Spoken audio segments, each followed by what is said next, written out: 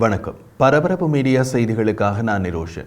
சீன உளவு கப்பல் நங்கூரமிட்ட பின் இப்போது துருக்கியின் போர்க்கப்பல் இந்தியாவின் கொல்லைப்புறத்தில் மாலத்தீவில் நிறுத்தப்பட உள்ளது. உயர் கடல்களில் ரோந்து செல்ல ராணுவ ஆளற்ற விமானங்களை வாங்க துருக்கியுடன் மாலத்தீவு பல மில்லியன் டாலர் ஒப்பந்தத்தில் கையெழுத்திட்ட பின்னர் துருக்கியின் போர்க்கப்பல் டிசிஜி கினாலியாடா மாலத்தீவுக்கு செல்கிறது.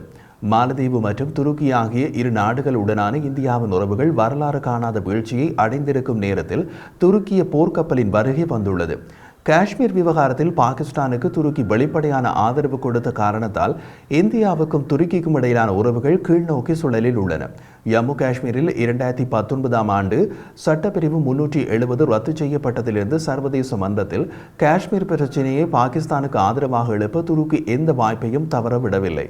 மாலத்தீவில் ஜனாதிபதி முகமது மொய்சு தலைமையிலான புதிய அரசாங்கம் இந்தியா அவுட் என்ற கோஷத்துடன் ஆட்சி அமைத்துள்ளது. அதையடுத்து மாலத்தீவில் நிறுத்தப்பட்ட 77 இந்திய ராணுவ துருப்புகளையும் மாலத்தீவு அரசு வெளியேற்றியது. இப்போது துருக்கி போர்க்கப்பலில் சீனா, துருக்கி, மாலத்தீவு ஆகிய 3 முருகல் நாடுகளும் சந்திக்கும் புள்ளியாக மாலத்தீவு மாறியுள்ளது.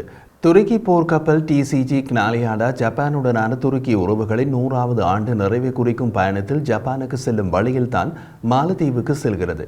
துருக்கியின் கப்பல் 134 நாள் பயணத்தில் கப்பல் சுமார் 27,000 கடல் மைல்கள் பயணிக்கும். அந்த கப்பல் பயணிக்கும் பாதையில் 20 நாடுகளில் மொத்தம் 24 துறைமுகங்களில் தரித்துவிட்டு செல்லும். துருக்கி கப்பல் நிற்கப் போகும் துறைமுகங்கள் உள்ள நாடுகளின் பட்டியலில் பாகிஸ்தான், மாலத்தீவுகள் மற்றும் சீனா ஆகியவை உள்ளன. மாலத்தீவில் புதிய அரசு அங்கிருந்து வெளியேற்றிய இந்திய அதிகாரிகள் மாலத்தீவு தேசிய பாதுகாப்பு படைக்கு இந்தியா வழங்கிய 2 துருஃப் இலகு ஹெலிகாப்டர்கள் மற்றும் ஒரு டோர்னியர் விமானத்தை இயக்கி பராமரித்து வந்தனர். அவர்கள் மாலத்தீவு இராணுவத்திற்கும் பயிற்சி அளித்து வந்தனர். துருஃப் இலகு ஹெலிகாப்டர்கள் தீவு கூட்டத்தின் பல்வேறு தீவுகளில் இருந்து மாலையில் உள்ள மருத்துவமனைகளுக்கு நோயாளிகளை கொண்டு செல்ல பயன்படுத்தப்பட்டு வந்தது. இந்திய ஹெலிகாப்டர்கள் மாலத்தீவில் இதுவரை 500க்கும் மேற்பட்ட உயிர்களை காப்பாற்றியுள்ளன. இந்திய டோர்னியர் கண்காணிப்பு விமானம் மாலத்தீவு கடல் பகுதியில் சந்தேகத்திற்கிடமான கப்பல் நடமாட்டங்களை கண்காணிக்க பறக்கவிடப்பட்டன. இருப்பினும் மாலத்தீவில் புதிய அரசாங்கம் ஆட்சிக்கு வந்த பின்னர் புதுடில்லியுடனான உறவுகள் முறுகல் நிலையில் உள்ளன. மாலத்தீவு சீன உளவு கப்பல்களுக்கு கதவுகளை திறந்தது மட்டுமல்லாமல் இந்தியாவின் எதிரிகளில் மற்றொருவரான துருக்கிக்கும் அது வசதியான இடமாக மாறியுள்ளது. மாலத்தீவின் புதிய அரசாங்கம் துருக்கியுடன் 37 மில்லியன் அமெரிக்க டாலர் மதிப்புள்ள ஒப்பந்தத்தில் கையெழுத்திட்டுள்ளது. அந்த ஒப்பந்தம் உயர்கடலில் ரோந்து செய்யும் பேராக்டர் TB2 ஆளற்ற விமானங்களை வாங்குவதற்கு செய்யப்பட்டது. இந்த துருக்கிய ஆளற்ற விமானங்கள் இந்திய டோர்னியர் விமானத்திற்கு பதிலாக கடல்சார் நடவடிக்கைகள் மற்றும் கண்காணிப்பு பணிகளை மேற்கொள்ளும் என்று எதிர்பார்க்கப்படுகிறது. மாலத்தீவு அரசாங்கம் அதன் 9 லட்சம் சதுர கிலோமீட்டர் பிரத்யேக பொருளாதார கடல் மண்டலத்தை கண்காணிக்க பேராக்டர் TB2 ஆளற்ற விமானத்தை பயன்படுத்துவதை நோக்கமாக வைத்திருக்கிறது. இந்த துருக்கிய ஆளற்ற விமானங்களுக்கான பணம் மாலத்தீவின் தற்செயல் பட்ஜெட்டில் இருந்து ஒதுக்கப்பட்டுள்ளது. பணம் தவணை முறையில் வழங்கப்படும். சீன உளவு கப்பல்கள் இலங்கை துறைமுகங்களை பயன்படுத்தியதற்கு இந்தியா எதிர்ப்பு தெரிவித்தது. அதையடுத்து இலங்கை அரசு வெளிநாட்டு ஆராய்ச்சி கப்பல்கள் தனது கடற்பகுதியில் இயங்குவதற்கு 1 வருட காலம் தடை விதித்தது. ஜனவரி 1ஆம் தேதி தொடங்கிய தடைக்காலம் இந்தியாவுக்கு ஒரு பெரிய ராஜதந்திர மற்றும் மூலோபாய வெற்றியாக கருதப்படுகிறது. மலாக்கா நீரிணையின் ஆழமற்ற கடல் பகுதிகள் மற்றும் கிழக்கு இந்திய பெருங்கடல் வழியாக செல்ல முற்படும் சீன நீர்மூழ்கி கப்பல்களுக்கு சீன உளவு கப்பல்கள் மூலம் சேகரிக்கப்பட்ட தரவு விலை மதிப்பெற்றது.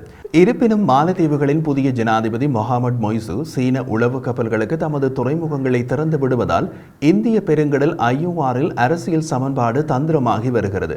4500 டன் எடையுள்ள உயர தொழில்நுட்ப சீன உளவு கப்பல் சியாங்யாங் ஹாங் 3 மாலத்தீவு கடற்பரப்பில் சுற்றி கொண்டிருக்கிறது. கடந்த 2 மாதங்களாக சீன கப்பல் மாலத்தீவின் வெவ்வேறு தீவு துறைமுகங்களில் நிறுத்தப்பட்டது. சியாங்யாங் ஹாங் 3 கடந்த வாரம் வியாழக்கிழமை காலை மாலத்தீவின் திலாபுஷி தொழில்துறை தீவின் துறைமுகத்தில் நங்கூரமிட்டு நிறுத்தப்பட்டது. அதற்கு 1 வாரத்திற்கு முன்பதான அந்த தீவு துறைமுகத்திலிருந்து புறப்பட்டு சென்றது. அது மீண்டும் அதே துறைமுகத்திற்கு திரும்புவதற்கான காரணத்தை மாலத்தீவு அரசாங்கம் வெளியிடவில்லை. மாலத்தீவின் EEZ எல்லைக்கு அருகில் சுமார் 1 மாதம் கழித்த பின்னர் சீன உளவு கப்பல் பிப்ரவரி 22ஆம் தேதி மாலத்தீவு கடற்பரப்பை அடைந்தது. சுமார் 6 நாட்களுக்கு பின்னர் கப்பல் EEZ எல்லைக்கு திரும்பியது. அதன் பின் மாலை நகருக்கு மேற்கே 7.5 கிலோமீட்டர் தொலைவில் உள்ள அதே திலாபுஷி துறைமுகத்தில் பிப்ரவரி 23ஆம் தேதி கப்பல் நிறுத்தப்பட்டது. மொத்தத்தில் சியாங்யாங் ஹாங் 3 உளவு கப்பல் கடந்த ஜனவரி முதல் மாலத்தீவு கடல் எல்லைக்குள் அல்லது அதற்கு அருகில் செயலில் உள்ளது. இலங்கை அல்லது மாலத்தீவுகளால் அனுமதிக்கப்படுவது பற்றிய இந்திய எச்சரிக்கைக்கு காரணம் சீன உளவு கப்பல்களில் பாலிஸ்டிக் ஏவுகணை கண்காணிப்பு கருவிகள் மற்றும் கடல் கண்காணிப்பு கருவிகள் உள்ளன. கடல் ஆய்வு என்ற பெயரில் உளவு பார்க்க பெய்ஜிங் அவற்றை பயன்படுத்தக்கூடும். மாலத்தீவு இந்தியாவுக்கு அருகாமையில் லட்சத்தீவில் உள்ள மினிகாய் தீவில் இருந்தும் 70 கடல் மைல் தொலைவிலும், இந்திய பிரதான நிலப்பரப்பின் மேற்கு கரையிலிருந்து 300 கடல் மைல் தொலைவிலும் உள்ளது.